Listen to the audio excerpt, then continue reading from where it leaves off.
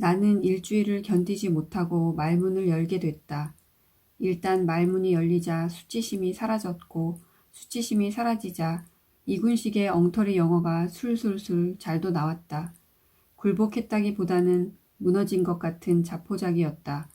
화가들이 뒤에서 안도의 숨을 쉬면서 좋아했다. 말문이 열리자 지아이들 관상까지 볼 줄 알게 됐다. 화가들이 그림 그리는 걸 들여다보거나 쇼케이스 속에 진열된 초상화를 구경한다고 해서 다 꼬셔본다는 건 부질없는 짓이었다. 장교는 백발백중이라고 해도 좋을 만큼 초상화 따위에 냉담했다. 들여다본다고 해도 비웃고 싶어서 딱히 하려고 들여다보는 것이지 그려볼까 하는 생각이 손톱만큼이라도 있는 게 아니었다. 그런 미군한테 초상화를 그리라고 권하는 것은 어깨를 으쓱하고 팔을 펴보이면서 입을 삐죽하는 따위 그들 단골에 안 입고 온 꼴을 보고 싶어 하는 것과 다름없었다. 백인의 우월감을 강하게 풍기는 양키도 초상화 같은 건 안 그렸다. 지식이 있어 배는 미군도 상대 안 하는 게 좋았다. 흑인은 절대로 안 그렸다. 안 그릴 뿐 아니라 상소리가 분명한 야유나 이상한 몸짓이나 하고 가기 십상이었다. 쫄병 중에는 철딱서니가 없고 어릴 적 호기심이 고스란히 남아있어 소년같이 보이는 이가 꽤 있었다. 그런 지아이는 일단 꼬셔볼만 했다. 넌 참 핸섬하다. 물론 걸프렌드 있지? 너 같은 애 걸프렌드는 얼마나 예쁠까? 보고 싶다. 사진 있으면 보여줄래? 만일 결혼을 했다면 걸프렌드를 와이프로 바꾸면 되었다. 그러면 대개 물론 하면서 패스포트를 꺼내 여자친구나 아내의 사진을 보여주었다. 그들의 패스포트는 사진첩과 마찬가지였다. 쭉 펼치면 걸프렌드는 물론 부모, 형제, 자매, 조카들의 사진까지 적어도 20폭 병풍은 되었다. 패스포트를 펼치게 하는 데까지만 가면 일은 다 된 거나 마찬가지였다. 그러나 아무리 가족 사진이 여러 장 펼쳐져도 그 중에서 여자친구나 아내를 집중적으로 공략하는 게 요령이었다. 어쩌면 굉장한 미인이다. 내 이럴 줄 알았어. 너는 참 행운아야. 내가 아무리 멀리 떨어져 있어도 이렇게 아름다운 애인을 기쁘게 하는 걸 잊지 말아야 돼. 만약 전쟁터에 나간 내 보이프렌드가 나를 자나깨나 사랑한다는 표시로 내 초상화를 그려서 보내준다면 나는 얼마나 감격할까? 나는 아마 행복에 겨워 영원한 사랑을 수없이 맹세할 거야. 이런 뜻의 말을 손짓 발짓까지 곁들여가며 짓거리고 나면 그 여자의 사진은 패스포트를 빠져나와 내 책상 위에 놓이게 마련이었다. 그렇다고 거기서 일이 끝나는 게 아니었다. 초상화부에선 되먹지 않은 영어를 짓거릴 일이 끝없이 많았다. 그때만 해도 흑백 사진이었기 때문에 머리카락과 눈동자와 옷의 빛깔을 물어 기록해야 한다. 머리카락만 해도 금발이나 갈색, 흑색으로 처리할 수 있는 간단한 게 아니었다. 아마 같은, 밀박 같은 금발, 불타는 듯한 붉은 머리, 은실 같은 회색, 에메랄드 같은, 깊은 바다 같은, 호박 같은, 흑진주 같은 눈동자.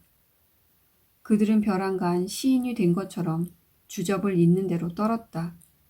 나는 잡종들의 무궁무진한 다양성에 넌더리가 났지만 원더풀, 원더풀 맞장구를 치면서 그 소리를 받아 적었다. 다음엔 며칠 만에 찾으러 올 것인가를 묻고 찾으러 올 새가 없으면 우리가 직접 붙여줄 수도 있다고 말한다. 우리가 붙여주려면 포장료와 우편요금을 따로 받아야 하는 번거로움이 있지만 그래도 이를 거기서 일단락 짓는 거기 때문에 개운했다. 며칠 후에 찾으러 온다고 해도 그림 공저는 전액을 성금으로 받게 돼 있었지만 찾으러 와서 다 된 그림을 보고 마음에 안 들어 할 때는 그걸 선뜻해서 순순히 가져가게 하는 일 또한 여간 힘드는 일이 아니었다. 아무리 철없는 양키라고 해도 최고 6달러짜리 그림에서 명작을 기대하는 건 아니기 때문에 그림이 마음에 안 들어도 오락을 즐긴 셈치고 가져가는 게 보통이었다. 그러나 고약할 정도로 까다롭게 구는 손님도 아주 없는 게 아니었다.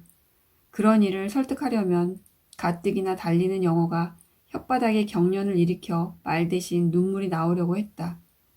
고약하게 굴다가도 눈물을 보고 No problem, no problem 하면서 황급히 마음을 바꾸는 미군도 없는 건 아니었지만 내가 말문이 열린 걸 다행스러워한 화가들은 기회 있을 때마다 나를 축혀 세워주려고 애썼는데 이군이 있을 때보다 주문이 늘었을 뿐 아니라 빠꾸 당하는 횟수도 훨씬 줄었다고 했다.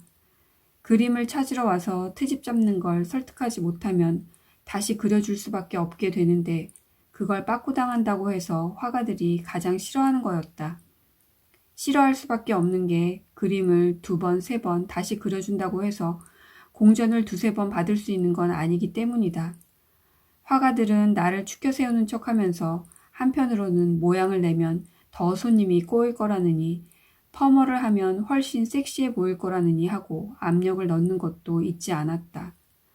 화가들하고 나하고의 관계는 그들이 있음으로써 내 일자리가 있고 내가 잘해야 그들이 한 푼이라도 더 받을 수 있는 상부상조하는 관계이면서도 서로에게 불이익이 되는 건 조금도 참아주지 않으려고 벼르는 상극하는 관계이기도 했다. 초상화부 매상이 정상을 회복하자 나는 나 때문에 그들이 먹고 산다는 교만한 마음과 엉터리 영어를 온종일 짓거려야 하는 스트레스를 주체 못해 툭하면 그들을 아랫사람 대하듯 방제하게 대했다. 5명의 화가가 거의 다 아버지나 아저씨 뻘은 되는 중년이었는데 나는 박씨, 장씨, 황씨라고 불렀다. 성씨 끝에 선생님은 못 붙여도 아저씨 소리라도 붙였으면 좋았을 것을 하인 부르듯이 함부로 대했다. 말이 좋아 허가지 간판장이 들이라는 것도 대놓고 얕잡을 수 있는 근거가 되었다. 그뿐이 아니었다. 그들이 그림을 그리고 있는 책상 사이를 누비고 다니면서 눈을 착 내리깔고 그림과 사진을 대조하고 있는 내 모습은 뒷짐진 손에 회초리만 안 가졌다 뿐 영락없이 열등생 시험감독으로 들어간 선생님 꼴이었다. 그림을 너무 못 그린다 싶으면 손끝으로 책상을 똑똑 두드리면서 아니 누굴 골탕 먹이려고 이것도 그림이라고 그리고 있어요? 재주가 없으면 요령이라도 있어야지 원. 요령 몰라요? 요령. 닮게 그리되 사진보다 조금만 더 예쁘게 그려봐요. 양키들이 좋아라고 입을 해벌리고 찾아갈 테니. 우리도 그런 경험 있잖아요. 사진관에서 사진 찍고 나서 찾으러 갔을 때 생각을 해봐요. 지 생긴 생각은 안 하고 사진이 지 얼굴보다 잘나 보이면 잘 나왔다고 좋아하고 생긴 대로 나온 것은 못 나왔다고 짜증 부리는 심리는 양키라고 다를 게 없단 말이에요. 사진 기계야 우리 마음대로 못하지만 사진 보고 실물보다 잘생긴 얼굴 빼내는 건 간판장이 마음대로일 거 아니에요. 라고 야죽야죽 잔소리를 해 싸우면 40줄, 50줄의 화가들은 고개를 길게 늘어뜨리고 벌반듯이 경청을 했다. 어디서 저런 못돼 먹은 계집애가 다 했을까. 속으로는 일을 간다는 걸 알고 있었지만 내가 양키들한테 당하는 온갖 수모에다 대면 아무것도 아니니까 그들도 한번 당해봐야 한다고 생각했다. 그러고 났다고 해서 속이 시원해지는 것도 아니었다. 나의 본래의 좋은 점, 관용, 신뢰, 겸허, 연민, 동경 따위를 더 이상 담아둘 데가 없을 정도로 발랑 까져버린 자신을 느끼고 소스라치듯이 참담해지곤 했다. 처음으로 퍼머를 한 날은 더욱 참담했다. 그때 생각을 하면 거의 반세기가 흐른 오늘날까지도 마음 한 귀퉁이에 통증을 느낄 정도로 그건 퍼머라기보다는 부상이었다. 아무도 서울대학생이라고 떠받들어 주지 않게 되자 갈래머리에 오리가방 들고 다니는 게 PX 분위기에 얼마나 거슬린다는 게 은근히 신경이 쓰이기 시작했다. 남들 눈에 내가 얼마나 꼴불견으로 보였는지 어떤 화가가 나에게 슬며시 일러준 바에 의하면 그 안에서 내 별명이 PX 대학생이라는 거였다. 처음 간 미장원이 하필 야미 미장원이었다. 티나기만테 화가들 성화 때문에 퍼머를 해야 할까 보다고 했더니 자기 단골 미장원을 소개시켜 주었다. 온종일 보는 게 화려한 여자들이라 나도 은근히 멋부리고 싶었건만도 그까지 파머 하나 하는데도 화가들 핑계를 댔다.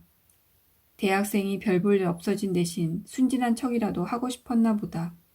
티나가 소개시켜준 미장원은 PX에서 멀지 않은 회현동 뒷골목이었다. 간판 없이 가정집 방 한 칸에서 하는 야미 미장원이었다. 사장하고 동업이다시피 돈을 잘 버는 데다 옷과 장신구에다 돈을 안 아껴 늘 귀부인 같은 품위를 유지하고 있는 티나김이 허가도 없이 몰래 하는 야미 미장원 단골이라는 게 잘 믿어지지 않았다. 간판보다는 솜씨로 더 알려진 미장원 일연이 했다. 과연 미용사 하나에 시다 하나뿐인 2평 정도의 온돌방에 한눈에 양공주인 듯 싶은 아가씨들이 바글바글했다. 풀어 헤치거나 벗어젖히고 퍼머도 하고 고데도 하고 매니큐어도 하고 화장도 하고 점심도 시켜 먹으면서 마냥 수다들을 떠는 데였다. 그들은 생판 모르는 나에 대해서도 관심이 많았다. 저런 얼굴에는 어떤 머리가 어울릴 거라느니, 처음 하는 펌한데 인상이 확 달라지게 하는 건 안 좋을 거라느니 제각기 한마디씩 참견을 했고, 미용사는 그들 말만 듣고 내 의견은 물어보지도 않고 머리를 자르고 약을 칠해 말았다. 냄새가 고약한 약이었다. 그때만 해도 불로 펌어를 할 때였다. 불덩이가 든 집게로 말아놓은 머리를 집어서 말리는 거였다. 머리통 전체에다 집게를 물리고 나면 거대한 불화로를 뒤집어 쓴 형상이었다. 나는 불화로만 뒤집어 쓰고 나서 곧 잊혀졌다. 싫어도 여자들의 잡담을 들을 수밖에 없었다. 도색 잡지를 통해 엄마도 모르는 오럴 섹스가 뭐라는 것까지 알고 있다고 자부하는 터였지만 실은 그 나이까지 한 번도 남녀의 성기 이름을 우리말로 입에 담아본 적이 없었다. 그러나 거기서 수다 떠는 여자들은 그 말을 빼면 말이 안 되는 수다만 떨었다. 백인하고 흑인하고 푸에르토리칸의 성기의 길이가 어떻게 다르고 성교의 시간은 그 길이하고는 상관이 있다느니 없다느니 이 바닥에선 쇼타임에 얼마, 올라이트는 얼만데 의정부만 가도 값이 달라진다느니 여기선 그렇게 짠돌이로 굴던 단골이 일본선 얼마 내고 했다고 자랑시켜서 그놈의 X를 못쓰게 만들어 놓으려고 버르고 있다느니 하는 소리에 맞장구를 치고 킬킬대느라 불화로만 씌워놓고는 거들떠 보지도 않았다. 방 한 귀퉁이에서 목에는 꾀재재한 수건을 두르고 머리엔 하나 가득 불덩이가 된 집게를 꽂고 있는 내 모습을 거울에 비춰보면서 마침내 더 떨어지고 싶어도 떨어질 데가 없는 전락의 밑바닥까지 도달한 자신을 보는 것 같아 쓰디쓴 웃음이 나왔다. 점점 여기저기가 뜨거워졌다. 좀 봐달라고 호소를 하면 시다가 와서 내가 뜨겁다고 가리킨 데에 꽂힌 집게를 빼보고는 아직 덜 됐는데 뭘 그러느냐고 핀잔을 주고 가곤 했다. 나를 쑥보기로 보고 멋내기가 그럼 쉬운 줄 아느냐고 놀리는 양색시도 있었다. 나보다 5살은 어릴 것 같은 시다는 연불보다는 제밥에 더 마음이 있었다. 내 머리통은 여기저기 뜨거울 뿐 아니라 머리카락 타는 누리내가 나건만 그 음란한 잡담에 동참하는 데만 정신을 쓰고 있었다. 주인 마담은 양색시들 고대를 다 끝내고 나서야 와 봐주었다. 처음 하는 퍼머치고는 아주 잘 나왔다고 했다. 그러나 불집게를 다 빼놓고 나니까 여기저기 데어서 벌겋게 부풀어 오른 목덜미가 드러났다. 잘 안 보여서 그렇지 머릿속도 성한 데가 별로 없을 것 같았다. 마담이 연고를 발라주면서 세상에 이렇게 될 때까지 아무 말 안 하고 참으면 어떡하냐고 되레 나를 나무랐다. 미장원에서 감기고 빗어줄 때는 몰랐는데 집에 와서 빗어보니 머리칼이 엄청나게 부풀어 올라 불화로를 뒤집어 썼을 때와 별로 달라 보이지 않았다. 머릿속과 목덜미가 계속해서 화끈거렸다. 어찌나 곱슬하게 지지고 볶았는지 다음날 아침에 머리를 빗으려니까 빗이 잘 들어가지 않았다. 나는 거울 앞에 앉아서 훌쩍훌쩍 울었다. 빗어 내릴 수 있다 해도 그 꼴로 출근할 수 있을 것 같지가 않았다. 올케가 대야에 물을 떠다가 감기듯이 축여가며 빗어주었다. 올케도 목에 된자국을 보면서 이렇게 될 때까지 어떻게 참았느냐고 나를 나무랐다. 올케는 퍼머가 좀 풀릴 때까지 당분간 묵고 다니라면서 하늘하늘한 천으로 된 손수건으로 뒷머리를 묶어주었다. 올케의 기지촌 장사 보따리 속엔 그런 소품들도 많았다. 머리통 부피가 주니까 퍼머한 티도 한결 덜 나서 출근할 만해졌다. 내 나이 22이었다. 퍼머도 하고 10개나마 입술칠까지 하게 된 게 어찌 타이에 의해서만이겠는가. 그렇건만도 조금씩 모양을 내고 싶어하는 자신에 대해 괜히 남의 탓을 하려고 했다. 화가들 때문에 초상화부를 위해서 내 몸 아낄 줄 모르고 대단한 희생을 하고 있는 것처럼 여기면서 아나무인으로 행동했다. 모양을 낸다는 건 곧 양키들을 겨냥한 적극적인 자기 상품화에 다름 아니라는 PX의 특수성 때문에도 그러했지만 초상화부 매상의 꾸준한 신장세 때문에도 나는 마음대로 세도를 부렸다.